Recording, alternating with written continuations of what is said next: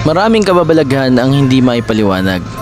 Etong video na to na mapapanood nyo, kayo na ang humusga kung totoo ba ang Encanto.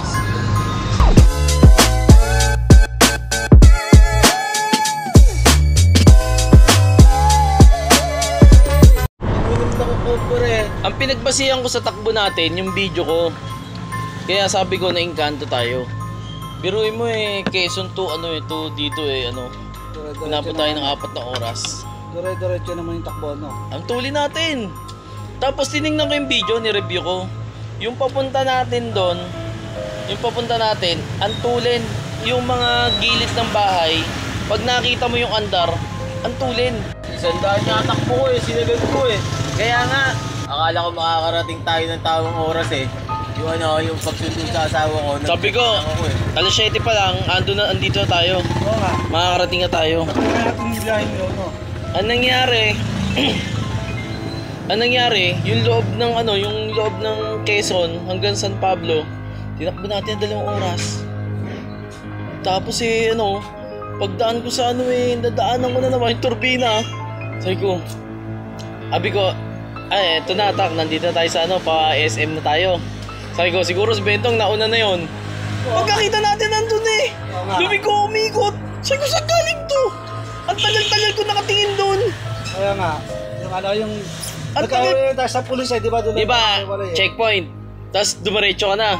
Wala na, hindi ka na maabutan. Ang layo mo nga sa inyo nun Kaya nga, hindi ka na maabutan. Nagulat nga ako, nasa likod ko. Tapos pag-ikot na ganun Sabi ko, si Bentong Nagulat nga ako sa inyo, ang layo na ng takbo. Kaya nga, nadali tayo doon. Pare, yung na-stoplight kayo. Kaya gusto ko nga mamahinga nun Ihintayin ko kayo. Pag-ikot ko, nandiyan ako sa likod ko.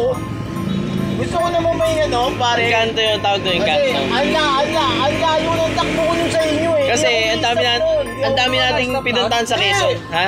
Hindi pa na Hindi ako may-stop na pare. Dire-diretso yan. I-stop nga ako noon. Yung paikot na ako gano'n. Nagdadrive ako, malayo tingin ko. Sinusundan ko siya. Tapos, nung makita ko, wala na, dire-diretso na Nagulat ako, nung pagdating doon sa may konting traffic lang yun Hindi naman sobrang traffic Umiikot to. Sabi ko, paano napunta to si Bentong? Saan galing to? Gumanon lang. Hindi, magpapahinga dapat ako i-diretso ko yung motor ko, tapos hihintayin ko kayo. Ang layo ng takbo ko noon, pare. Sabi ko, yung na-checkpoint ko, malayo na. Checkpoint ako. Ang nakikita nyo ngayon, yung 60 to 75 kilometers per hour, yun yung papunta kami. Ngayon, tong 80 to 92 kilometers per hour, ito naman yung pauwi na kami. Matulin talaga kami nung pauwi kasi wala naman traffic. Yun nga lang, inabot talaga kami ng 4 hours at yung turbina ay dinaanan namin ng 2 beses. At isa pa sa nakakapagtaka, yung GoPro ko ay ayaw niya mag-video. Lagi siya nag-e-error nung gusto kong i-document yung nangyayari sa amin. Alam kong mahirap paniwalaan itong nangyayari sa amin. May kanya-kanya tayong opinion tungkol dyan. Etong kwento ko, ito talaga yung nangyari sa amin. Kaya ako naniniwala ako na napaglaruan kami ng Encanto.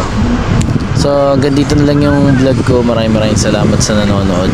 Please comment ka naman para mabasa ko kung ano yung masasabi mo sa nangyari sa amin.